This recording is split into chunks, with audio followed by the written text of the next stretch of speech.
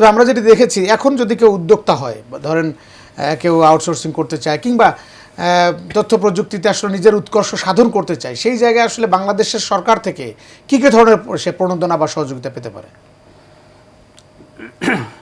দেখেন, আপনি যখন উদ্যোক্তা বা বলবেন, এটা নিশ্চয়ই ধরেন একজন বা দুজনের ফ্রিল্যান্সিং বা সেটা না। হ্যাঁ, উদ্যোক্তা মানে হচ্ছে আমার ইজ অফ ডুইং বিজনেস, এই এনভায়রনমেন্টটা ঠিকমতো থাকতে হবে এবং আদার পলিসি, সেটা আমি কর বলি বা আদার যেসব সাপোর্টগুলো গভর্নমেন্টের কাছে থাকা দরকার, সেগুলো অনেকগুলো নিয়ে আমরা কথা বলতে পারি।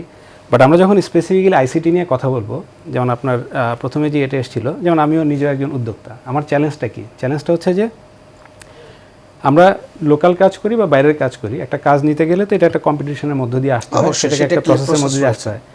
এখন আইসিটি খাতে যেটা হয়ে গেছে যে সরকারের সাথে আপনি যখন কাজ করবেন একজন উদ্যোক্তা হিসেবে, তখন একটা আইসিটি সার্ভিসকে অন্যান্য খাতের প্রকিউরমেন্ট যেভাবে হয়, আইসিটি প্রকিউরমেন্টটাকেও সরকার সেভাবে নিয়ে নিয়েছে। মানে ধরেন একটা ডিম প্রকিউর করার যে পলিসি, একটা আইসিটি খাতের কোনো একটা সার্ভিস নেওয়ার পলিসিটা অলমোস্ট সেম। কিন্তু আইসিটি খাত এরকম হওয়ার কথা না। আইসিটি খাত হচ্ছে, আমরা এটাকে বলি হচ্ছে জ্ঞান ভিত্তিক একটা ইন্ডাস্ট্রি। হ্যাঁ, সো জ্ঞান ভিত্তিক ইন্ডাস্ট্রিতে আমার যে প্রকিউরমেন্ট পলিসি, এটাতে একটা বড় ধরনের রিভ্যাম্প করা দরকার। দেখেন, আমরা ধরেন গত অলমোস্ট 1.5 বছরে অনেক সংস্কার হয়েছে। হ্যাঁ, সেটা হয়তো তার আগের যে সরকার, সেই সরকারের আমলে নিয়ে অনেকগুলো প্রজেক্ট নিয়ে অনেকগুলো বিতর্কিত প্রজেক্ট আছে, অনেকগুলো কথা হয়েছে। কিন্তু যে সংস্কারটা আসলে দরকার ছিল, কারণ এর সাথে আমার উদ্যোক্তাদের, আপনার প্রশ্নের সাথে একটা লিঙ্ক আছে, যে সংস্কারটা প্রয়োজন ছিল সেটা আসলে আমরা কতটুকু করতে পেরেছি? যদি করতে না পারি তাহলে আগামী সরকার আসলে খুব বেশি করতে পারবে না। কয়েকটা এক্সাম্পল। প্রথমে হচ্ছে, আমাদের অনেক দিন ধরে যেমন মানব সম্পদ উন্নয়নের নামে আমরা বিভিন্ন ডোনার কাছ থেকে আমরা টাকা নিই, লোন নেই, কিন্তু এই যে মানব সম্পদ উন্নয়ন, এই উন্নয়নের সাথে শুধুমাত্র যাকে আমি ট্রেনিং দেবো সে কিন্তু জড়িত না, তার সাথে জড়িত হচ্ছে আমার ট্রেনার গ্রুপটা। আমাদের ধরেন, আমি কয়েকটা প্রজেক্টের নাম বলি, যেমন ধরেন এসিআইপি, সেটা আইসিটি ডিভিশন আন্ডারে না, কিন্তু এসিআইপি একটা প্রজেক্ট আছে যেটা ফাইন্যান্স ডিভিশন থেকে ফান্ডিং করা, এডিবি ফান্ডেড ছিল। এরপর আইসিটি ডিভিশনে আপনি হাইটেক পার্ক বলেন, আপনি এলআইসিটি বলেন, এলআইসিটি থেকে এজ হয়তো পরবর্তীতে গিয়ে টাইগার হবে, এরকম অনেকগুলো প্রজেক্ট আছে। এইসব প্রজেক্টগুলোতে যারা ফান্ডিং করার সময় এমনভাবে একটা প্রসেস ডিফাইন করে দেয়, যেই ডিফাইনে এই দেশ সবসময় লোন নিয়েই এই কাজগুলো করবে। উদাহরণ হচ্ছে, মানে অটোমেটিক ওটা সেট করা থাকে, কারণ হচ্ছে দেখেন, এই যে এতগুলো ফান্ডিং হয়েছে, আমাদের কি এখন পর্যন্ত কোনো অ্যাসেস করার মতো অ্যাসেসর বডি হয়েছে? হয় নাই। আমাদের ইন্ডাস্ট্রিতে যারা ট্রেনিং দেয়, ট্রেনারদের ওই কোয়ালিটি এরকম কি হয়েছে? হয় নাই। একই ট্রেনিং কেউ বলে 3000 টাকায় করবে, কেউ বলে 500 টাকায় করবে। এটা কিন্তু ট্রেনিংয়ের মানটা, কারণ ওইটার উদ্দেশ্যই ছিল, কি উদ্দেশ্য ছিল যে আমি এত হাজার লোককে ট্রেনিং দিব, এত টাকা আমি বরাদ্দ করলাম, তাদের অ্যাটেন্ডেন্স নিয়ে নিলাম, তাদেরকে দেখিয়ে দিলাম, ট্রেন্ড আপ হয়ে গেল। এই ঘটনার যদি আমরা ওই পলিসি এবং ওই জায়গায় যদি চেঞ্জটা না করি, শুধুমাত্র মানব সম্পদ উন্নয়নের ক্ষেত্রে, এটার সাথে আমি অ্যাজ উদ্যোক্তা কোথায় প্রবলেম ফেস করি? দেখেন, সরকার কিন্তু, আমি প্রাইভেট সেক্টর, মানে ধরেন যেমন এসিআইপির মডেলটা ছিল, সে অ্যাসোসিয়েশনগুলোকে ফান্ডিং করতো, তার আন্ডারে হচ্ছে আমাদের ছিল যে আমরা রেডি প্রোডাক্ট পাবো। রেডি প্রোডাক্ট মানে হচ্ছে, আমার যদি কোনো একজন প্রোগ্রামার পাইথনে অথবা কোনো একজন প্রোগ্রামার কোনো একটা স্পেসিফিক টেকনোলজির প্রয়োজন হয়, সেটা পাওয়ার কথা। কিন্তু এত শত কোটি টাকার আপনার ট্রেনিং হওয়ার পরেও আমি মনে করি আমার ভাই যারা আছেন, আমরা কিন্তু রেডি কোনো প্রোডাক্ট পাবো না। না পাওয়ার যে রুট কজটা, এই রুট কজটা যতক্ষণ আমরা আইডেন্টিফাই না করব, এই সরকারের আমলে আসলে সেই ঘটনাই ঘটবে, ভালো কিছু হবে না।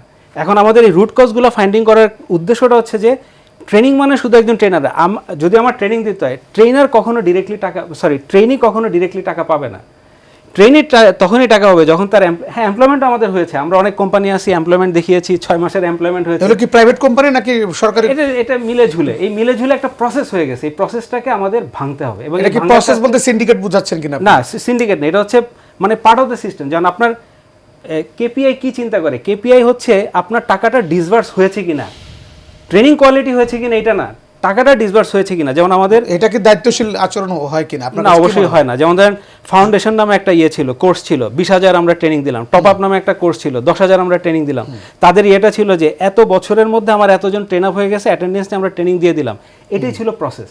এই প্রসেসে আপনি কোয়ালিটি পাবেন না। কেউ ট্রেন্ড হলো কিনা, মানে রুট লেভেলে গিয়ে কোনো ধরনের তদন্ত নেই। ওইটা তদন্ত থাকলেও সেটা কাগজে কলমে।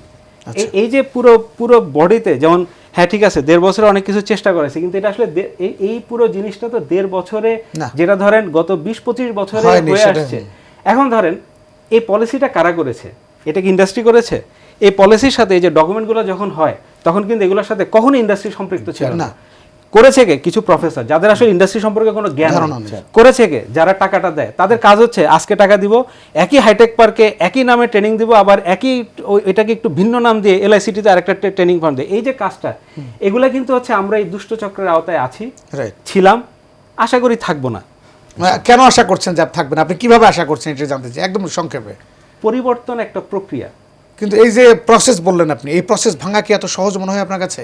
এটা আমার যদি পলিসি লেভেল থেকে যারা এটাকে লিডারশিপটা দিবে, লিডারশিপ যদি ওই জায়গাটায়, যেমন ধরেন আমাদের 5ই আগস্টের আগে এবং 5ই আগস্টের পরে, হ্যাঁ 5ই আগস্টের আগে আমরা যারা সরকারের সাথে কাজ করতাম, হ্যাঁ আমিও কাজ করতাম, তবে আমার যে ইয়েটা ছিল যে ধরেন হ্যাঁ ঢালাওভাবে আমরা হয়তো বলে এসেছি যে 100 কোটি টাকা লোটপাট হয়েছে, হ্যাঁ আমার নামেও 100 কোটি টাকার ইয়ে আছে, থাকতে পারে, কিন্তু সেটা যখন দেওয়া যাবে আর এই কোম্পানি তো 20 কোটি টাকা আর্ন করেনি, এটা হচ্ছে ঢালাওভাবে। যেমন ধরেন আজকে সকালে একটা নিউজ দেখলাম তৈয়ব সাহেবের নামে যে উনি 100 কোটি টাকা লোপাট করে নিয়ে গেছে, এটাও এরকম 100 কোটি টাকার মতো একটা অনেক সময় তিলকে তাল বানানো হয়। কিন্তু উনি যে কাজটা করেছেন, বা এই উনি বলবো না, মানে ওনার টিম যে কাজটা করেছে, একটা উদ্যোগ নিয়েছে। উদ্যোগটা কি? সেটা হচ্ছে ওনারা কিছু পলিসি তৈরি করেছেন।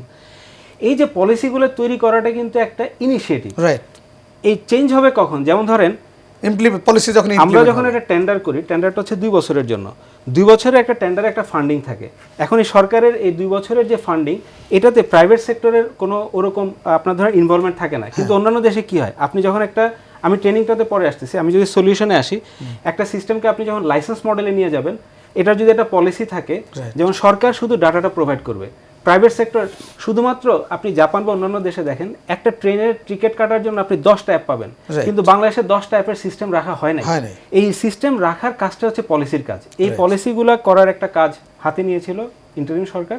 সেটাতে অনেক ভুলভাল থাকতে পারে, অনেক, কারণ এটা হচ্ছে সময় স্বল্পতার কারণে অনেকগুলো ইনিশিয়েটিভ নেওয়া হয়েছিল।